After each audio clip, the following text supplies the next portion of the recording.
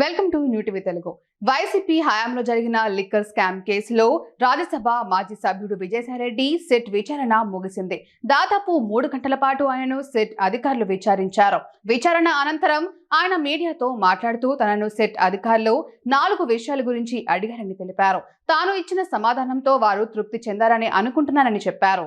ఆ కంపెనీలు ఏ రకంగా ఈ ఫండ్స్ను యూటిలైజ్ చేసుకున్నాయి, ఏ రకంగా దాన్ని రీఫండ్ ఇచ్చారు అన్నటువంటి విషయం రాజ్ కసిరెడ్డి మాత్రమే చెప్పగలడు. నేను సమాధానం చెప్పలేనటువంటి ప్రశ్న అన్నటువంటి దాన్ని నేను వివరంగా చెప్పడం జరిగింది సిట్ అధికారులకి. ఇక ఇంటర్ స్టేట్ అంటే ఒరిస్సాలో లిక్కర్ కొని తమిళనాడుకు మనం ట్రాన్స్పోర్ట్ చేస్తున్నాము. ఒరిస్సాలో సెల్లరు, తమిళనాడులో బయ్యరు ఉన్న రీతిగా ఒక ఏదైనా ట్రాన్సాక్షన్స్ ఆంధ్రాలో ఎంటర్ అయిన తర్వాత ఆ యొక్క సరుకుని డైవర్ట్ చేసి ఆ ఏదైతే డిఫరెన్స్ ఉంటుందో డ్యూటీలో అది సేవ్ చేసుకొని ఈ రకంగా ఏదైనా సేల్స్ డ్యూటీ లేకుండా పెట్టినటువంటి ఏదైనా సేల్స్ ఉన్నాయా అన్నటువంటి విషయానికి నేను ఏ రోజు కూడా లిక్కర్ సేల్స్ విషయంలో కానీ లిక్కర్ విషయంలో కానీ మొట్టమొదటి 3 నెలల తర్వాత నేను జోక్యం చేసుకోలేదు అన్నటువంటి విషయాన్ని చాలా స్పష్టంగా చెప్పాను. ఇవన్నీ కూడా రాజ్ కసిరెడ్డి మాత్రమే వీటికి జవాబు చెప్పగలడు. నేను చెప్పలేనటువంటి ప్రశ్నలు అన్నటువంటి విషయాన్ని చాలా స్పష్టంగా చెప్పడం జరిగింది.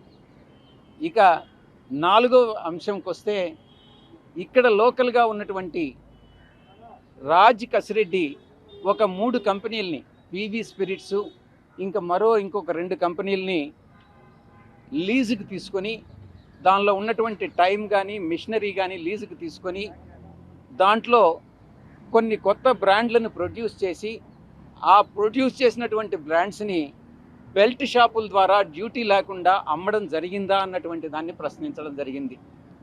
ఇది రాజ్ కసిరెడ్డి బదులు ఇవ్వాల్సినటువంటి అంశం.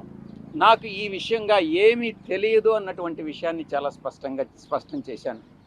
ఈ 4 ప్రశ్నలకి సమాధానం చెప్పిన తర్వాత అధికారులు తృప్తి పడ్డారన్నటువంటి విషయాన్ని నేను భావిస్తూ, ఈ యొక్క మరి ఫ్యూచర్లో భవిష్యత్తులో ఇంకా ఏదైనా ప్రశ్నలుండి నేను సమాధానాలు చెప్పాల్సినటువంటి అవసరం ఉంటే నేను మళ్ళీ తిరిగి వస్తాను, మీరు ఎప్పుడైనా పిలవచ్చు అన్నటువంటి విషయాన్ని తెలియజేసుకుంటూ, స్కామ్ అన్నటువంటిది జరిగిందా లేదా అన్నటువంటిది లిక్కర్తో సంబంధం లేనటువంటి వ్యక్తి నన్ను ఎలా జవాబు చెప్పమంటారు?